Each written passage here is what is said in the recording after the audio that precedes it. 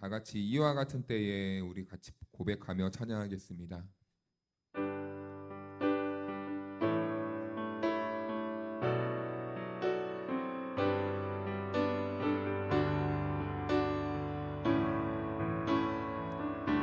이와 같은 때에 이와 같은 때에 나 노래하네 사랑을 노래하네 주님께 이와 같은 때에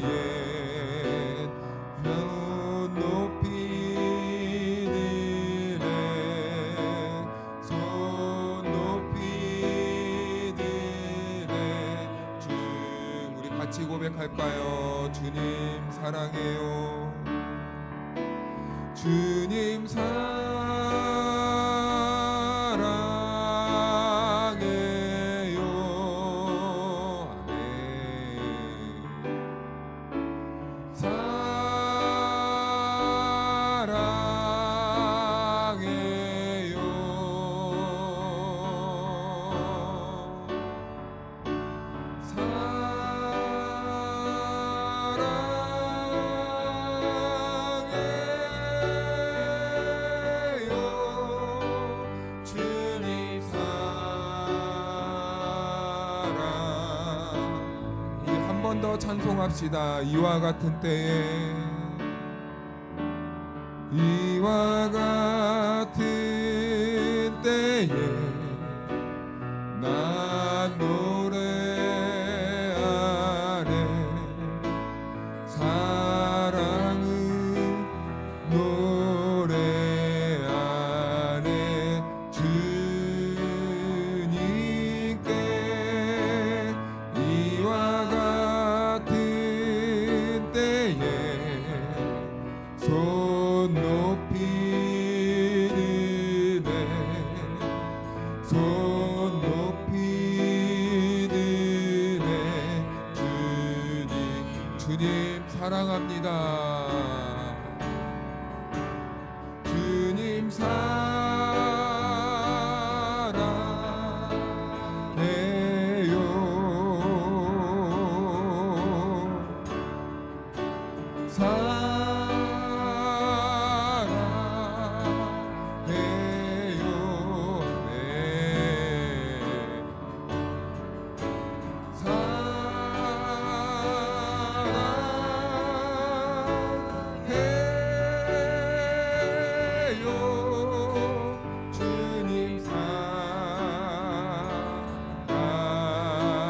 주님 사랑합니다. 주님 사랑해요.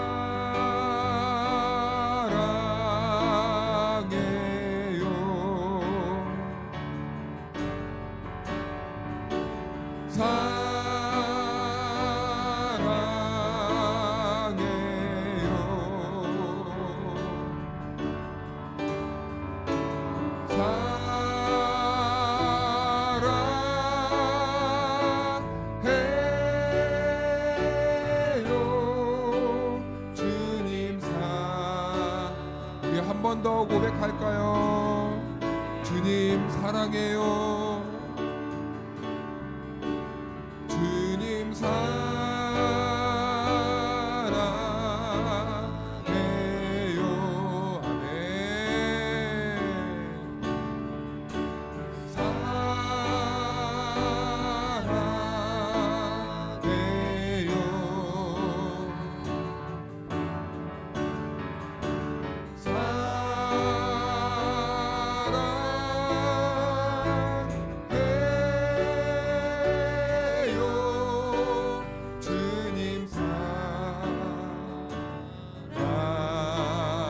아멘.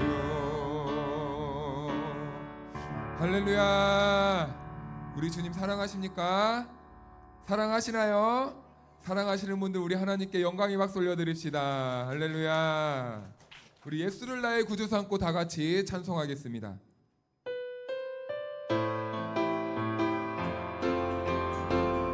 다 같이 손뼉치며 찬양할까요? 예수를 나의 구주 삼고 예수를 나의 구주 성령과 피로써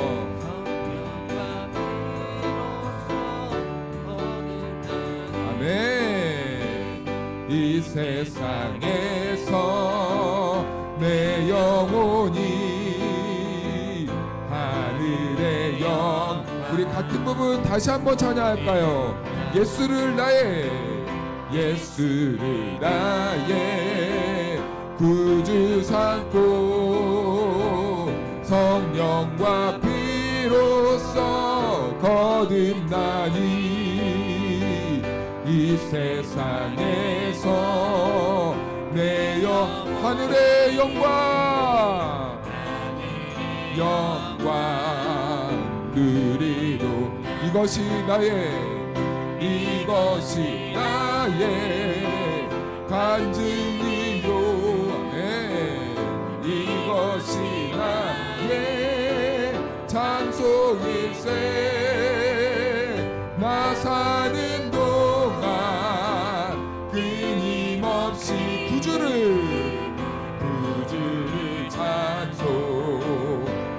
찬송하리로다 온전히 주께 맡긴 내 영 사랑의 음성을 듣는 중에 전사들 왕래하는 것과 하늘의 영광 보리로다 이것이 나의 간증이요 이것이 나의 찬송일세 나 사는 동안 끊임없이 구주를 찬송하리로다 주 안에 기쁨 누림으로 마음의 풍랑이 잔잔하니 세상과 나는 한 곳 없고 구속한 주 우리 한 번 더 주 안에 기쁨 늘 마음의 풍랑이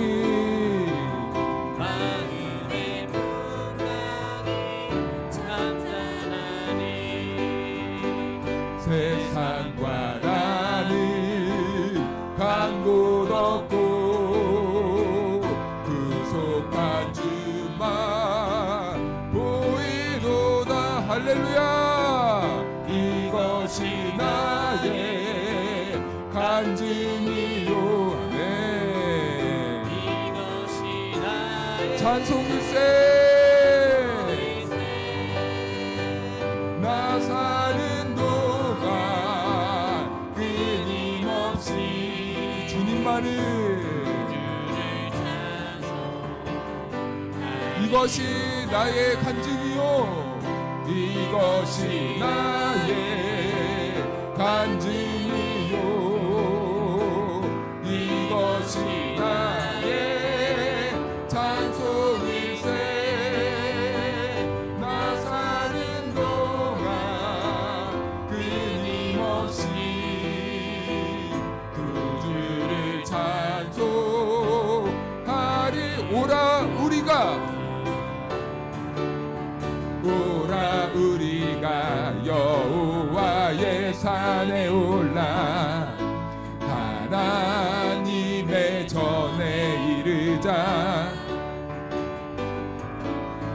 오라 우리가 여호와의 산에 올라 하나님의 전에 이르자 주님의 도를 배우고 주님의 도를 배우고 주님의 길로 행하여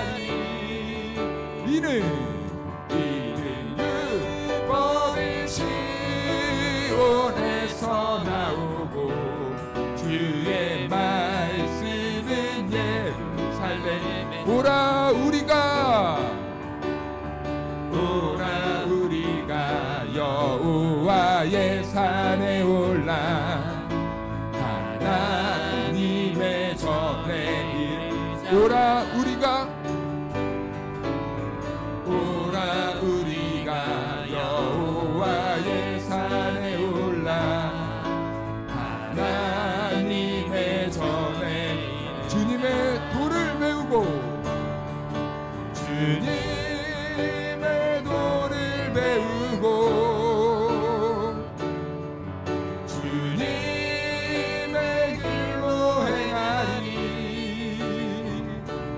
이는 율법이 시온에서 나오고 주의 말씀은 예루살렘 주님의 돌을 메우고 주님의 돌을 메우고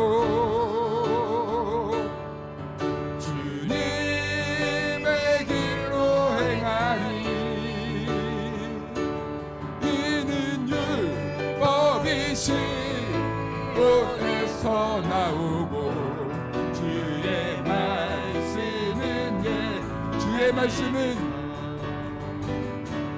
주의 말씀은 예루살렘 주의 말씀은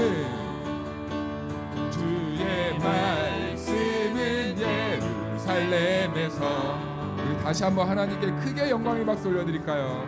아멘.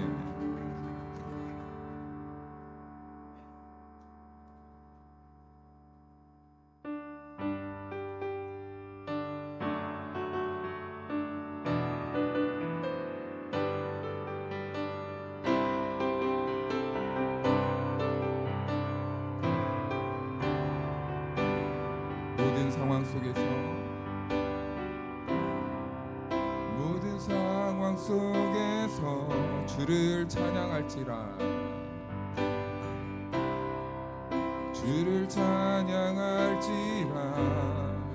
주는 너의 큰 상급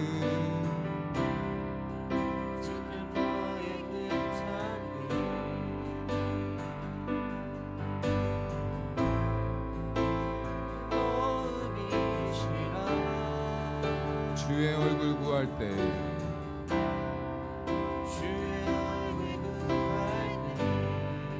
주의 얼굴 구할 때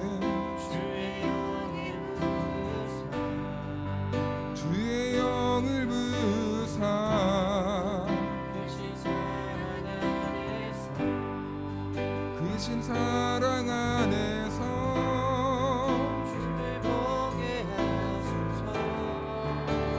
내 영혼이 확정되고 내 영혼이 확정되어 싸우니 믿음에 눈들어 주를 바라 내 영혼이 확정되고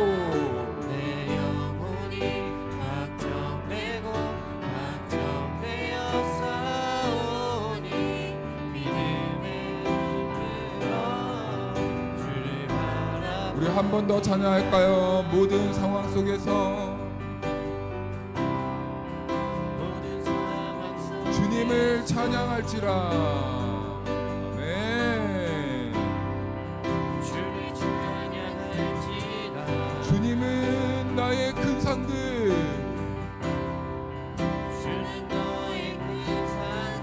우리의 큰 도움이시라.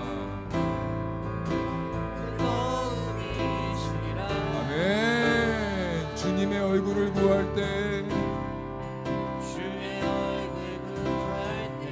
주의 성령을 부어주시사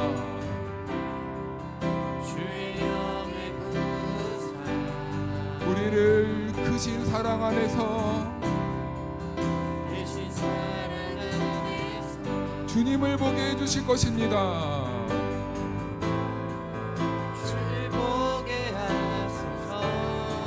그 믿음으로 다 같이 선포하실까요?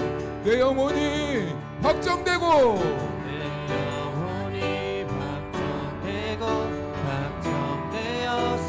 믿음의 눈을 들어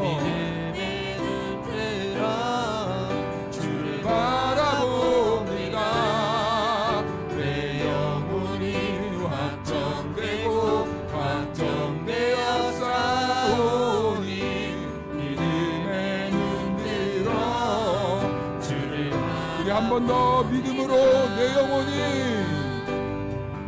내 영혼이 확정되고 확정되어 싸우니 믿음에 눈들어 주를 바라봅니다. 내 영혼이 확정되고 확정되어 싸우니 믿음에 눈들어 주를 바라봅니다. 우리 자 같이 기도할까요? 오늘 우리들에게 주신 하나님의 말씀은 여호수아서 5장 13절에서 15절 말씀입니다.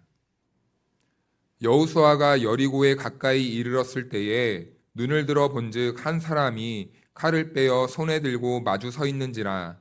여호수아가 나아가서 그에게 묻되 너는 우리를 위하느냐 우리의 적들을 위하느냐 하니 그가 이르되 아니라 나는 여호와의 군대 대장으로 지금 왔느니라 하는지라.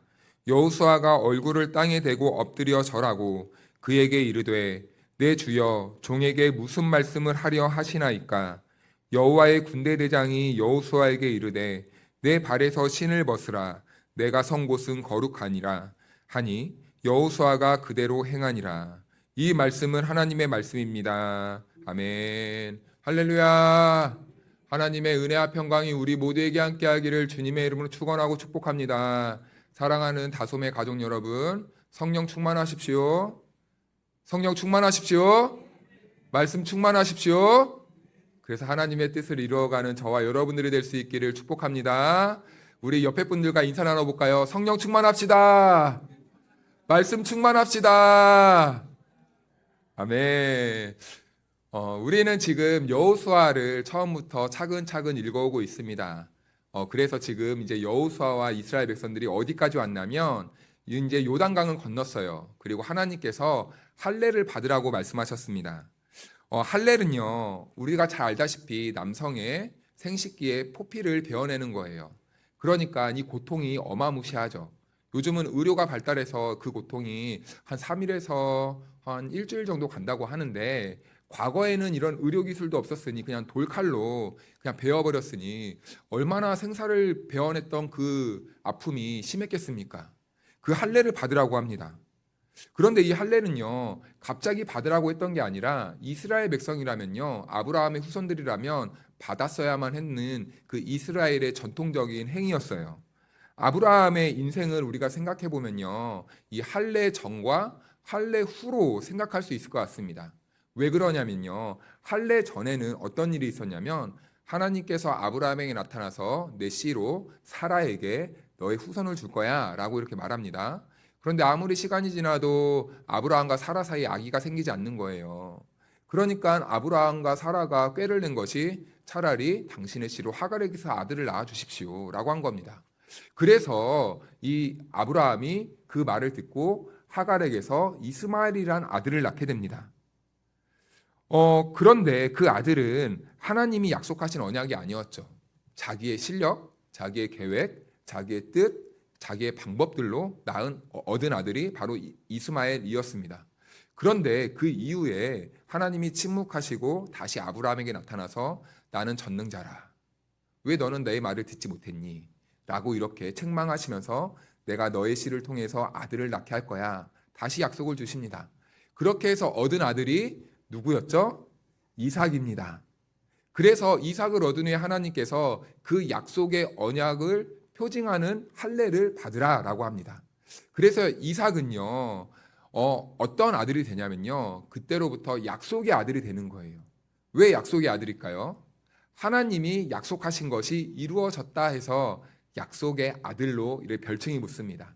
그래서 약속의 아들로 얻은 그 아들 때문에 그 아브라함과 가정은 어떻게 되었을까요? 웃음이 났겠죠. 그래서 이삭의 이름의 뜻이 무엇입니까? 네, 웃음이란 뜻이에요. 그 웃음은 누가 주신 거죠? 하나님이. 사랑하는 여러분, 하나님 안에 있으면 우리들에게도 이런 웃음이 있는 줄로 믿습니다. 우리 다솜의 가족 모두에게는 하나님 안에서 누릴 수 있는 이 웃음이 넘쳤으면 좋겠어요. 그래서요, 이 이삭은요, 하나님의 약속이었고 하나님의 증거 그 자체였다는 것을 알게 됩니다. 그래서 할례란 무엇이냐? 아브라함을 놓고 봤을 때 육체로는 너는 죽었다라는 그런 의미가 담겨 있더라고요. 육체로는 너는 죽었다. 생식기를 베어냄으로써 너는 죽었어. 그런데 너의 죽은 몸에서 하나님이 불가능을 가능하게 했다. 그게 뭘까요? 이삭. 그래서요, 너는 육체로는 죽었지만 나의 능력으로 너에게 아들을 주었다라는 그런 뜻입니다. 그래서 이처럼 요단강을 건넌 이스라엘은요, 이제는 할례를 받아야 돼요. 이 고백은 무엇입니까? 이제 나는 죽고 누구로 인해서 살겠다는 뜻입니까? 하나님으로 말미암아 살겠다라는 거예요. 우리로 말하면은 우리의 육체는 어디에 못 박힌 겁니까? 십자가에 못 박혔고, 우리는 누구와 함께 다시 부활해서 사는 겁니까? 예수 그리스도의 십자가의 능력으로 우리는 새롭게 부활해서 새로운 모습으로 성도로 살아가게 되는 것이죠. 그래서 이스라엘 백성들은요, 이제 이렇게 살림을 받고 가나안 땅에 들어가야 되는데 이렇게 할례를 행하는 것은요, 엄청난 하나님의 뜻이 담겨 있어요. 이 가나안 땅에 들어가는데 이제는 너희들의 실력과 힘이 아니라 누구의 말씀에 순종하라는 겁니까? 하나님의 말씀에 순종해야 되는 거예요. 이것이 바로 성도의 정체성이라는 것이죠. 그런데요, 여러분, 문제가 있습니다. 현실적으로 한번 생각해 볼까요? 이스라엘 백성들이 지금 전쟁을 곧 해야 되는데 할례를 받는다는 것은 가능한 일입니까? 아니죠. 현실적인 이 눈을 가진 사람들의 입장에서 볼 때는요, 지금 할례를 받아야 되는 상황이 아니에요. 오히려 건강을 챙기고 힘을 모으고 전략을 세우고 어떻게 우리가 이 가나안 민족을 이길까? 어떻게 싸울까? 고민을 하고 전략 회의를 해야 될 때입니다. 그런데 하나님께서는요, 이 상황과 맞지 않는 말을 해주시는 것 같아요. 이 시대와 맞지 않는 말을 해주시는 것 같아요. 지금 우리의 형편과 맞지 않는 소리를 해주는 것 같습니다. 왜요? 몸을 아프게 하는, 몸을 써야 하는데 몸을 아프게 하는 할례를 받으라고 말씀하셨기 때문이죠. 그런데요, 여기에도요, 깊은 하나님의 은혜와 뜻이 있습니다. 이 가나안을 점령할 때요, 우리는요, 힘과 전략과 칼과 방패와 창과 무기로 이 땅을 얻어야 된다고 생각을 한다는 거예요. 그런데요, 그것은 이 이스라엘 백성들이 해야 될 일이 아니라는 겁니다.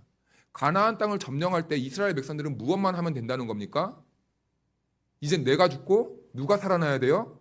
하나님이 살아나야 돼요. 내 안에 하나님 예수 그리스도가 살아나면 그때부터 우리는 무엇을 하게 됩니까? 하나님의 말씀에 빨리 고백 좀 해보십시오. 순종해야 되죠. 네.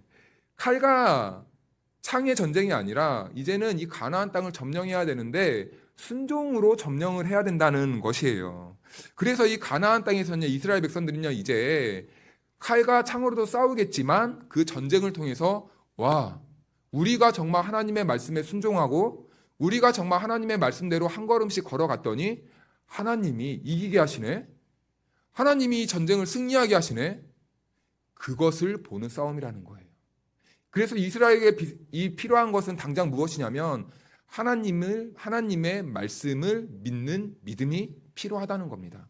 그래서 이 가나안 전쟁은요, 민족과 민족과의 전쟁이 아니라 하나님의 전쟁인 거예요. 하나님의 전쟁이기 때문에 우리는 믿음으로 하나님이 가시는 그 길과 하나님이 하시는 일을 바라보고 순종하면 된다는 거죠. 그 순종은 무엇입니까? 여러분, 하나님이 하실 일을 기대하고 바라보는 게 순종이라는 거예요. 그런데 우리는 계속 뭘 하겠다고 덤벼들어요. 내가 이걸 하면은 하나님이 좋아하시고 내가 이걸 하면 하나님이 전쟁에 승리하시겠지? 그게 아니라 우리가 해야 될 순종은 하나님이 하나님 되심을 바라보고 하나님을 하나님으로 대접해드리고 하나님이 하시는 일에 우리가 바라보고 순종하는 것이 그게 참다운 순종이다라는 겁니다. 그래서 이스라엘은 할례를 받습니다. 그리고 이제 가나안에 진입을 하려고 하는데요, 그때 오늘 이 본문의 사건이 나오는 거예요. 우리 13절 말씀을 보니까 여호수아가 여리고에 가까이 이르렀을 때에 눈을 들어본즉 한 사람이 칼을 빼어 손에 들고 마주 서 있는지라. 여호수아가 나아가서 그에게 묻되 너는 우리를 위하느냐 우리의 적들을 위하느냐 하니. 오늘 이 말씀에 보니까 여호수아가 이 여호와의 군대 대장이 서 있으니까 이렇게 질문을 하네요. 너는 우리를 위하느냐 우리의 적들을 위하느냐. 너는 우리를 위하느냐 아니면 우리의 적들을 위함이냐. 여리고는 가나안에서 가장 강력한 지역입니다. 성이 매우 높고 막강한 군대가 지키고 있는 그런 성이에요. 그런데 이스라엘 백성들은 40년 동안 이 광야에서 빙글빙글 돌다가 이제 막 가나안 앞에 선 백성들입니다. 1세대도 아니고 2세대들이, 아무것도 모르는 세대들이 가나안 땅에 왔다는 것이죠. 그러니까 이들은요, 제대로 훈련받지도 못했고 제대로 교육도 받지도 못하고 하나님에 대한 신앙도 희미했던 그런 민족이에요. 그러니까 여호수아는 지금 이 가나안을 점령해야 되는데, 한마디로 오합지졸들을 데리고 이 가나안 땅을 정복하러 들어가야 하는 그 상황입니다. 그런데 그때요, 한 사람이 칼을 딱 빼고 서 있더니 가로막는 거예요. 갈 길도 바쁘고 여호수아는 심리적으로 매우 위축되고 있고 매우 바쁜 그런 분주한 상황인데, 갑자기 칼을 뺀 어떠한 사람이 딱 가로막고 있는 거죠. 그런 사람에게 당신은 누구십니까? 우리 편입니까? 아니면은 저쪽 편입니까? 묻는 것입니다. 이것을 우리의 일상의 언어로 바꾸면 이렇게 바꿔볼 수도 있을 겁니다. 당신은 나에게 이익이 되는 사람입니까? 아니면 나에게 이익이 안 되는 사람입니까? 이렇게 생각을 하는 거죠. 이것은 무슨 말입니까? 당신이 우리 편이면 우리 뒤에 서고, 우리 편이 아니면 우리가 당신을 해할 수도 있습니다. 나에게 이익이 되면 내가 취할 것이고, 내가 이익이 안 되면 당신은 나에게 필요 없습니다. 지금 이렇게 말을 하고 있는 거예요. 그런데 이 질문은요, 현재 여호수아가 말하고 있지만 이스라엘 백성들의 이 집단적인 공통된 질문이었다는 것이죠. 여러분, 이스라엘 백성들은 누구입니까? 이스라엘 백성들은 누구예요? 하나님의 백성이잖아요. 그렇죠? 그런데요, 그들은 출애굽시킨 하나님의 뜻에 따라 광야로 나왔습니다.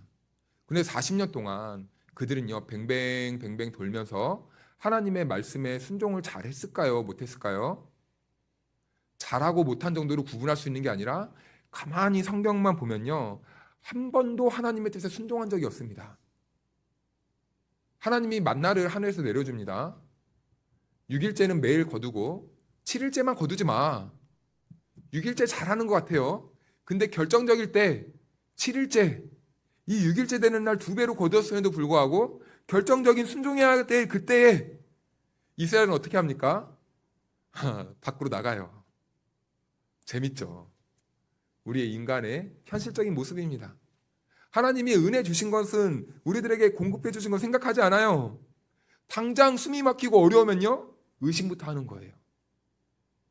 의심부터 하는 거예요. 이스라엘 백성들의 모습이었다는 것이죠. 그래서 그들은 어떻게 돼요? 열하루면 갈 수 있는 그 가나안 땅도요, 몇 년 동안 돌았다고 합니까? 40년 동안. 열하루면 갈 수 있는 그 거리를 40년 동안. 말이 안 되는 일이죠. 이것을 성경에서 뭐라고 말하냐? 낭비이고 방탕한 인생이라고 말을 합니다. 아무 의미 없이 불순종했던 그 시기, 그 세월, 방탕이고 낭비한 생활이었다는 거예요. 그런데요, 그들은요, 하나님을요, 믿지 않은 결과, 이 불순종의 결과였던 것이죠. 그런데 이스라엘은 광야에 생활하면서 하나님을 어떻게 대했냐면, 어떻게 왜 불순종한 삶을 살 수밖에 없었냐면요, 하나님을요, 이렇게 믿고 있었던 거예요. 우리가 필요할 때만, 내가 필요할 때만 하나님을 찾은 거예요. 이스라엘 백성들 가만히 보세요. 배고플 때 누구를 찾아요? 하나님. 목마를 때 누굴 찾아요? 하나님. 고기가 먹고 싶을 때 누굴 찾아요? 하나님. 뭐가 필요할 때만, 결핍이 생길 때만 하나님을 찾는 거예요. 그러니까 한마디로 하나님을요, 내가 내 인생을 살 건데 하나님, 내 인생에 조금 부족하면 도와주세요. 보조수단으로. 우리가 어린아이들이 자전거를 타고 가는데 이 2발 자전거를 혼자 못하니까 뭘 달고 있습니까? 보조바퀴를 나는 거예요. 하나님을 꼭 그렇게 보조수단으로 생각하는 거죠. 우리 인생의 도우미 정도로만. 하나님, 내가 내 인생 사는데 하나님이 앞장설 필요까지는 없고 그냥 내 옆에서 내가 필요할 때마다 나타나시면 됩니다. 목이 마르면 물을 주세요. 배고프면은 떡을 주세요. 고기가 필요하면 고기를 주세요. 돈이 필요하면 돈을 주세요. 이런 정도만 이스라엘 백성들은 하나님을 대접해드리고 있었던 것이죠. 그러니까 이스라엘의 판단 기준은 무엇이었냐? 하나님이 나에게 이익이 되느냐, 이익이 되지 않느냐, 딱 여기에 걸쳐져 있던 거예요. 딱 여기에 걸쳐져 있었습니다. 이것이 바로 이스라엘의 문제였고 광야 생활의 방식이었다는 거예요. 그런데 하나님은 그 정도로 하나님이 이스라엘 백성들의 삶에 개입하시려고 그들을 구원하신 것이 아니죠.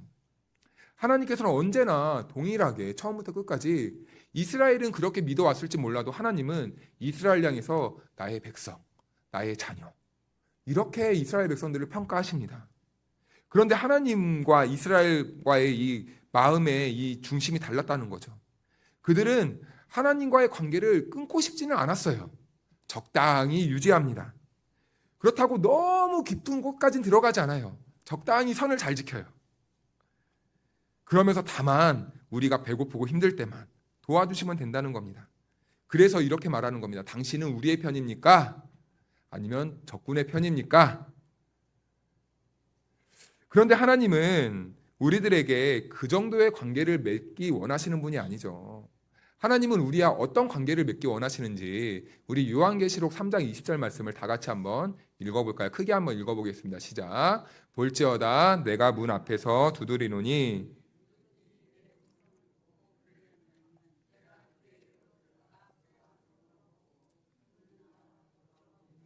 아멘. 이 말씀은요, 여러분, 우리가 불신자 전도할 때 많이 쓰지만 사실은 이 말은 어디에게 한 것입니까? 교회에게 한 말이에요, 교회. 예수님을 믿고 구원받은 교회에게, 라우디게아 교회에게 우리 주님이 한 말씀입니다. 그들은 어떤 상태에 있었냐? 꼭 이스라엘 백성들과 비슷한 상황에 있었는데 차갑지도 않고 뜨겁지도 않고 적당하게 어쩔 때는 이쪽, 어쩔 때는 저쪽. 나에게 이익이 생길 때는 예수님을 찾고 나에게 이익이 없을 때는 자기들의 방식대로 돈을 의지하면서 살고 이렇게 살았던 교회가 라우디게아 교회입니다. 그래서 그들을 향해서 차갑지도 않고 뜨겁지도 않다. 그러니까 주님이 뭐라고 말씀하십니까? 그러지 말고 둘 중에 하나만 해라. 여러분 연애할 때 여기 분들은 양다리를 경험하지는 않았겠지만 양다리가 참 마음이 아프죠. 찢어지죠. 이것이 나를 갖고 놀아? 둘 중에 하나만 해야 관계를 맺어야지. 감히 나를 가지고 놀아? 하나님이 속상한 거예요. 양다리를 걸치고 있으니까 적당하게 하나님을 믿는 척 하다가도 결정적일 때는 하나님이 아닌 세상을 바라보고 있으니 속이 타는 거죠. 얘네들을 내가 구원했으니 어떻게 할 수는 없고 내칠 수는 없고 버릴 수도 없으니 오히려 우리 주님이 더 마음이 애가 타는 거예요. 그래서 우리 주님이 뭐라고 말씀하십니까? 똑똑똑똑 볼지어다 내가 밖에서 문을 두드린다. 나 좀 봐줘라. 나 좀 봐줘라. 여러분 이게 말이나 되는 말입니까? 아쉬운 사람이 찾아야 되는데 우리를 구원하신 분이 아쉬워서 우리의 문을 두드리는 거예요. 여러분 이것이 바로 우리를 끝까지 포기하지 않는 하나님의 집념이고 사랑이라는 것이죠. 그런데요 여러분 그 주님이 문을 두드리실 때 우리가 문을 열면 어떻게 한답니까? 우리 주님이 들어와서 내가 그와 함께 먹고 마시겠다라고 말하는 겁니다. 이 말은 단순히 내가 너와 적당한 거리를 유지하면서 필요할 때만 나타나는 존재가 아니라 먹고 마심은 누구만 할 수 있는 겁니까? 가족만 할 수 있는 거예요. 가족이 함께 그 집에 더불어 먹고 살고 살 수 있는 겁니다. 자, 그럼 우리 주님은요, 우리들에게 관계를 맺으실 때 어느 정도로 관계를 맺고 싶다는 의미입니까? 적당히가 아니라 너와 한 몸이 되고 싶다. 한 가족이 되고 싶다라고 말씀하신 거예요. 그래서 이와 똑같은 상황이 지금 여리고의 전쟁을 준비하는 이스라엘 공동체에게 맞닿아 있는 거예요. 그런 관점에서 우리가 본문 13절을 같이 다시 한번 읽어볼까요? 시작. 여호수아가 여리고에 가까이 이르렀을 때에 눈을 들어 본즉 한 사람이 칼을 빼어 손에 들고 마주 서 있는지라. 여호수아가 나아가서 그에게 묻되 너는 우리를 위하느냐 우리의 적들을 위하느냐 하니. 우리 주님은 이스라엘과 가까이 오기 위해 찾아왔건만 그들은 우리를 위해서냐? 내 자녀, 내 노후, 내 미래, 내 직업 모든 중심이 지금 나의 이득, 나의 이익 여기에만 맞춰져 있었다는 겁니다. 그런데 가나안 땅은 나의 이익을 구하는 자리가 아니죠. 우리가 하나님과 관계를 온전히 잘 맺고 하나님의 말씀에 순종해서 얻을 수 있는 땅이 바로 이 가나안 땅이었다는 겁니다. 그래서요, 하나님께서는 그들에게 이제 가나안 땅에 들어가기 전에 다시 한번 그들의 정체성을 일깨워주고 다시 한번 회복시켜주기 위해 지금 이 사건을 준비하고 있었던 거예요. 그리고 그 이후에 어떠한 일이 일어나는지 우리 14절 말씀을 다 같이 읽어볼까요? 시작. 그가 이르되 아니라 나는 여호와의 군대 제장으로 지금 왔느니라 하는지라. 여호수아가 얼굴을 땅에 대고 엎드려 절하고 그에게 이르되 내 주여 종에게 무슨 말씀을 하려 하시나이까. 아멘. 당신은 우리 편입니까? 우리 편이 아닙니까? 하니까 여호와의 군대 대장으로 온 사람이 뭐라고 말합니까? 딱 잘라서 그가 이르되 아니라, 아니다 라고 말하는 거예요. 여호수아가 질문한 것에 있어서 부정하는 거죠. 아니야, 너희 편도 아니고 적군의 편도 아니다 라는 겁니다. 단 그는 누구로 왔다는 거예요? 지금 여호와의 군대 대장으로 왔다 라고 말하는 거예요. 자, 여러분, 우리는 세상 편이어야 됩니까? 가족 편이어야 됩니까? 하나님 편이어야죠. 우리는요, 이 중심을 항상 잘 잡아야 돼요. 우리는 왼쪽 편도 아니고 오른쪽 편도 아니고 빨강 편도 아니고 파란 편도 아닙니다. 우린 누구의 편입니까? 동의하십니까? 믿으십니까? 우리는 이 믿음과 중심을 항상 잃지 않아야 돼요. 항상 우리 안에 하나님이 중심이 되고 난 후에 하나님의 뜻 안에서 우리는 판단하는 겁니다. 그래서 때로는 우리는요, 제가 정치적인 얘기는 진짜 안 하는데 때로는 그렇기 때문에 하나님의 말씀과 부합하면 우리는 빨간 편도 될 수 있는 거고, 우리는 하나님의 말씀과 부합하면 파란 편도 될 수 있는 겁니다. 우리가 파란 편이 된다고 해서 하나님의 말씀과 다른데 그 파란 편을 지지할 수 있습니까? 안 되죠. 우리는 그러면요, 우리는 여전히 하나님을 내 보조순환으로 이용하고 있는 거예요. 우리의 중심, 우리의 균형은 항상 누구여야 됩니까? 하나님이어야 된다는 거예요. 그런데 우리는 이 부분에서 오해가 한 가지 생길 수 있는데, 여호와의 군대 대장이라고 하니까 꼭 천구 천사를 몰고 왔나 보다. 하나님이 신비한 군대를, 천상의 군대를 지금 데리고 왔나 보다. 그렇게 이해하시면 안 됩니다. 여러분, 우리가 성경을 이해할 때는 항상 어떠한 기준으로 이해를 해야 되죠? 성경의 이야기를 해석하고 우리가 이해할 때는 상식이어야 됩니다. 상식. 왜 그럽니까? 하나님은 말씀 안에서 다 해석해주고 있고, 하나님은 성경을 기록하실 때 그 시대의 상식의 기준에서 기록했기 때문이에요.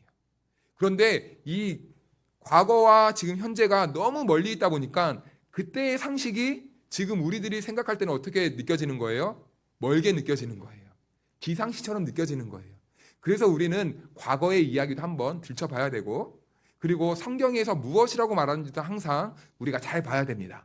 자, 그럼 우리가 여호와의 군대는 뭐냐라고 했을 때요, 출애굽기 12장 40절에서 41절 말씀에 잘 나와 있어요. 우리 다 같이 한번 두 절을 읽어볼까요? 시작. 이스라엘 자손이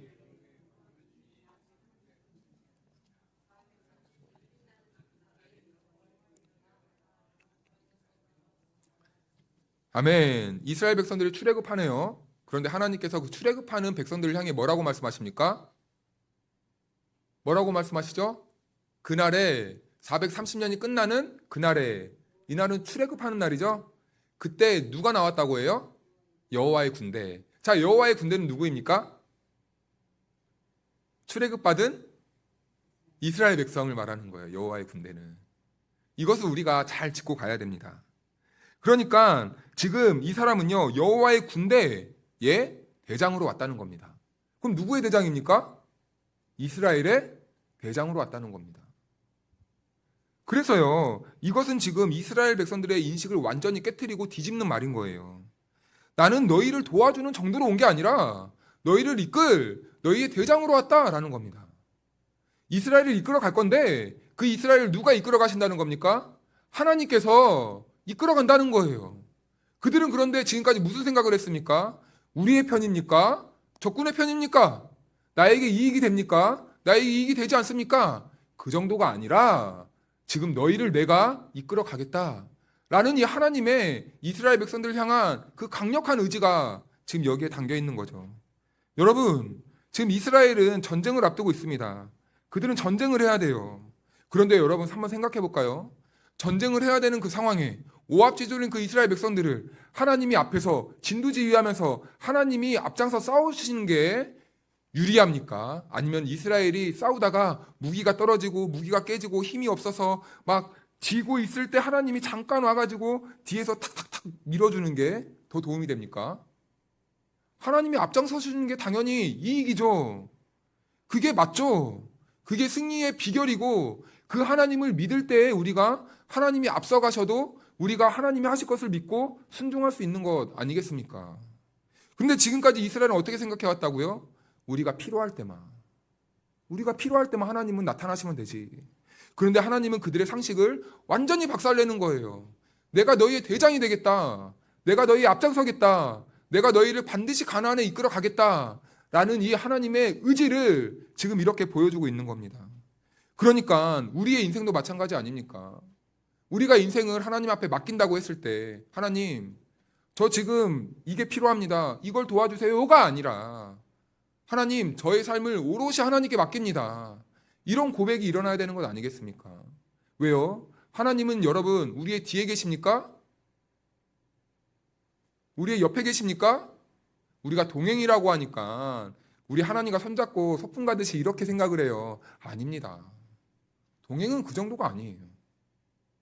우리 하나님은 어디 계십니까? 우리보다 앞서가시는 분이에요. 그런데 그 앞서가시는 분이 누구입니까? 이 세상을 섭리하시는 분이래요.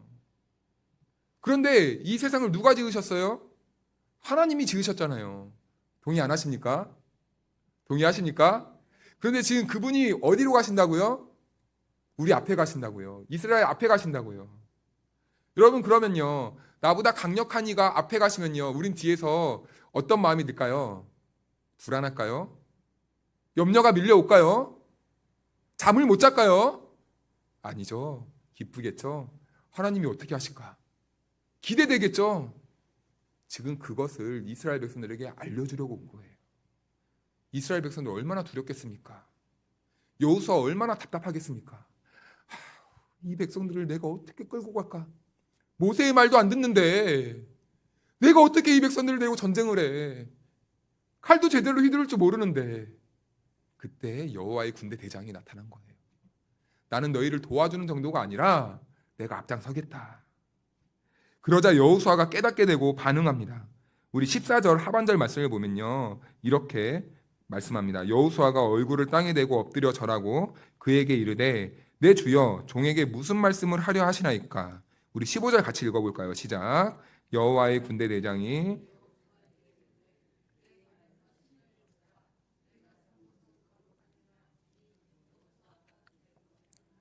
아멘. 그랬더니 이제는 여호수아에게 네 신을 벗으라 라고 말하네요. 이 신을 벗으라는 말은 무슨 의미냐면요, 단순히 이 땅이 깨끗하고 거룩하니까 너는 구별되어서 나에게 들어와라 라는 의미가 될 수도 있지만, 보다 정확하게 이 성경의 의미에서는요, 나의 권리를 포기하겠다라는 의미입니다. 자, 군대 대장이신 주님이 왔어요. 이제 여호수아가 그 주님을 만납니다. 그럼 여러분, 우리는 그때 하나님을 만났을 때 이제부터는 내 육체가 살아나야 됩니까? 아니죠. 권리를 어떻게 해야 됩니까? 포기해야 되는 겁니다. 그 맹세로 신을 벗으라라는 거예요. 이것을 신명기에서 말해주고 있는데요. 우리 25장 9절 말씀을 다 같이 읽어볼까요? 시작.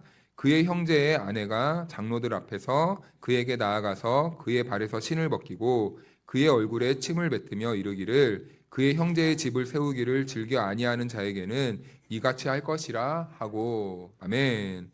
권리를 포기해야 될 때요, 이스라엘 백성들은 전통적으로 신을 벗는 이런 전통이 있었습니다. 이렇듯 여호수아가 하나님의 군대 대장 앞에서 신발을 벗어야 했던 이유는요, 이제는 모든 권리를 나에게 두지 않고 하나님께 맡긴다라는 의미입니다.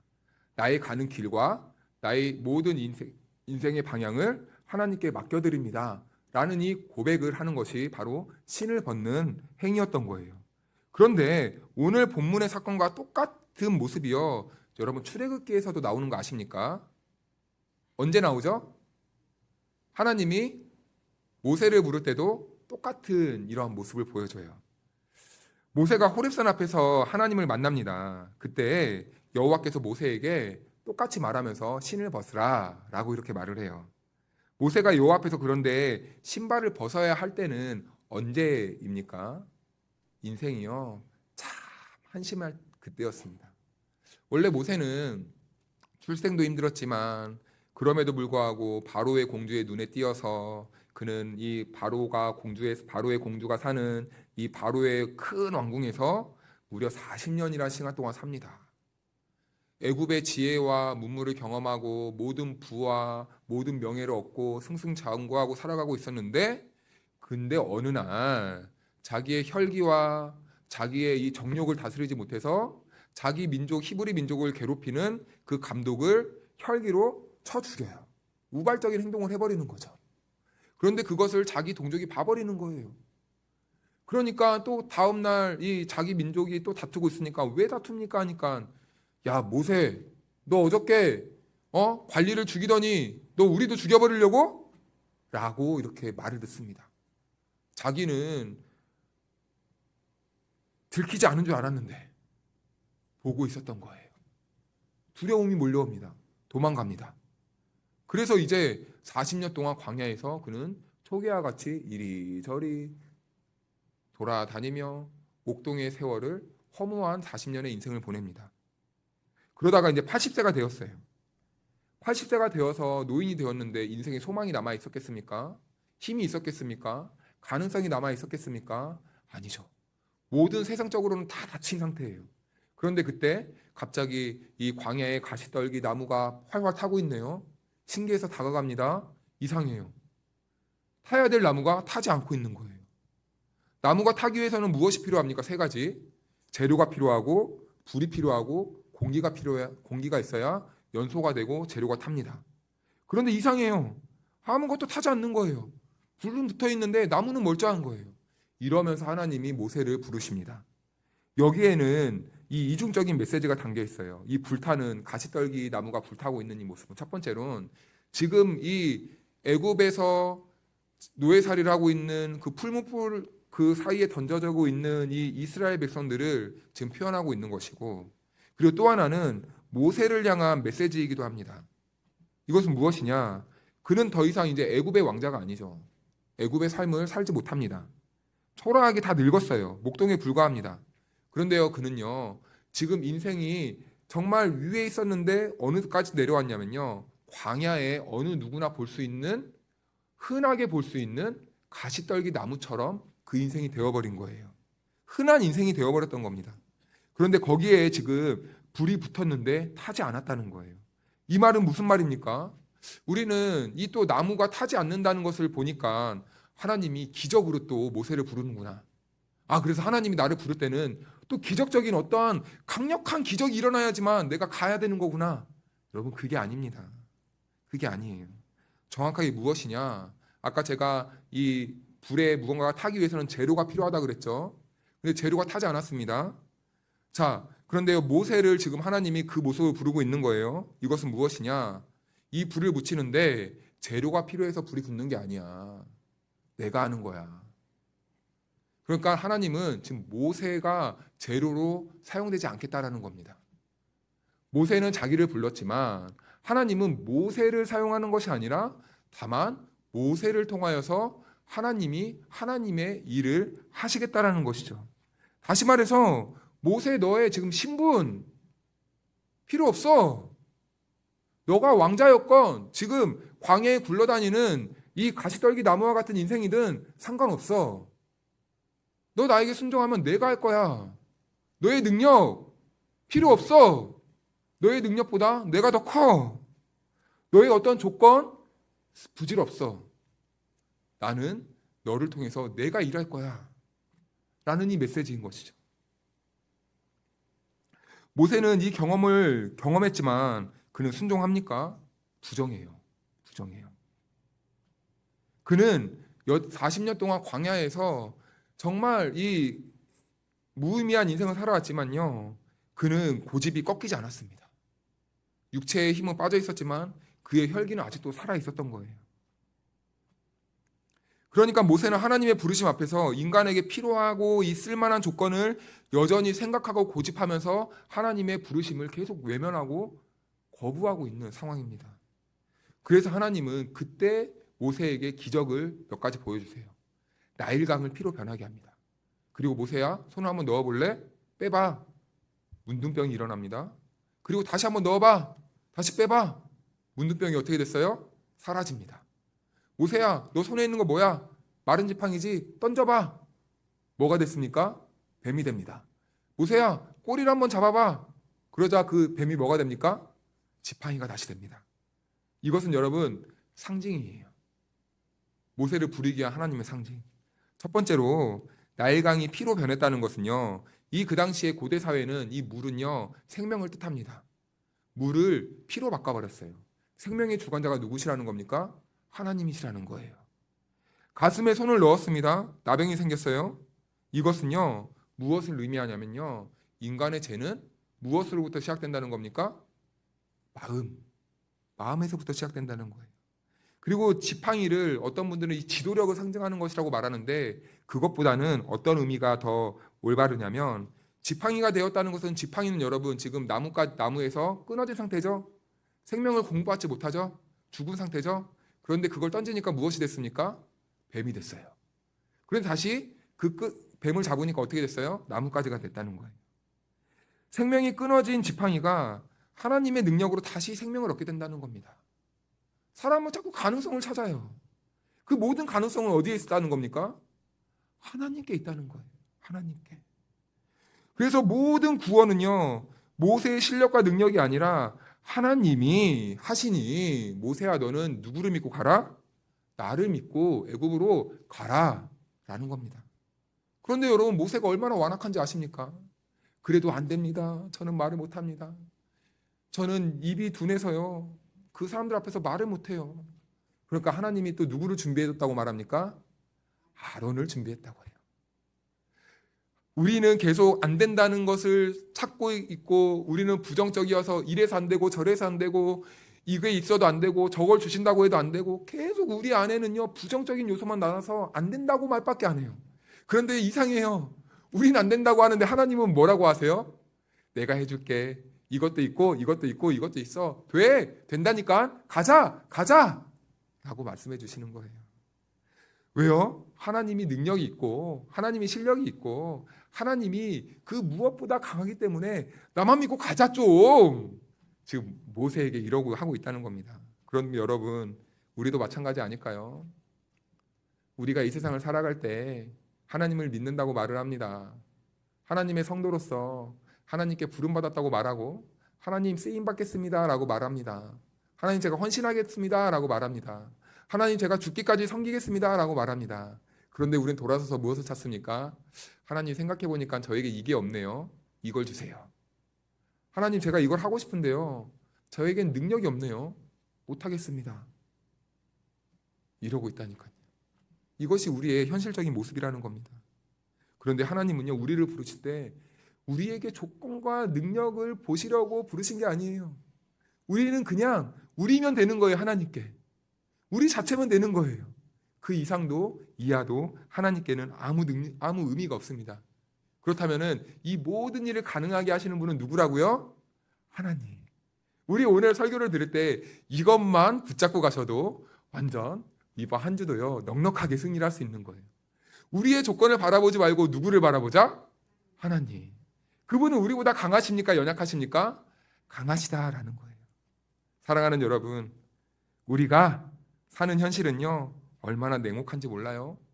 얼마나 힘든지 몰라요. 실력이 없으면 잘려나가고 스펙이 부족하면 써주지도 않습니다. 그런데 여러분, 그럴 때일수록 우리는 하나님 앞에서요 무능한 자임을 알아야 돼요. 우리는 하나님 앞에서 먼지같이 보잘것없는 인생이라는 것을 알아야 됩니다. 그리고 우리가 하나님께 두 손 두 발 다 들고 널브러져야 돼요. 포기를 해야 돼요. 그러면요 그때 하나님이 널브러진 우리의 손을 어떻게 하십니까? 붙잡고 일으켜 세워주시는 겁니다. 여러분, 그러면요 그거면 된 거예요. 그러면 끝난 겁니다. 이 과정을 가면요 다 된 거예요. 일은 누가 하시기 때문이죠? 하나님이 하시기 때문이죠. 오늘도 이 말씀을 우리의 영혼의 마음에 깊이 새기시고 절대 잊지 마시고 나는 부족해도 하나님이 일하심을 믿으시고 우리의 영혼의 눈을 들어 하나님이 살아계심을 다시 바라보시고 그 믿음으로 우리들이 걸어가야 될 이 평생의 순례길을 오늘도 이번 한 주도 승리하며 살아가는 저와 여러분들이 될 수 있기를 주님의 이름으로 축복합니다. 여호와는 내게 복을 주시고 너를 지키시기를 원하며 여호와는 그의 얼굴을 내게 비추사 은혜 베푸시기를 원하며 여호와는 그 얼굴을 내게로 향하여 두사 평강 주시기를 원하노라. 아멘.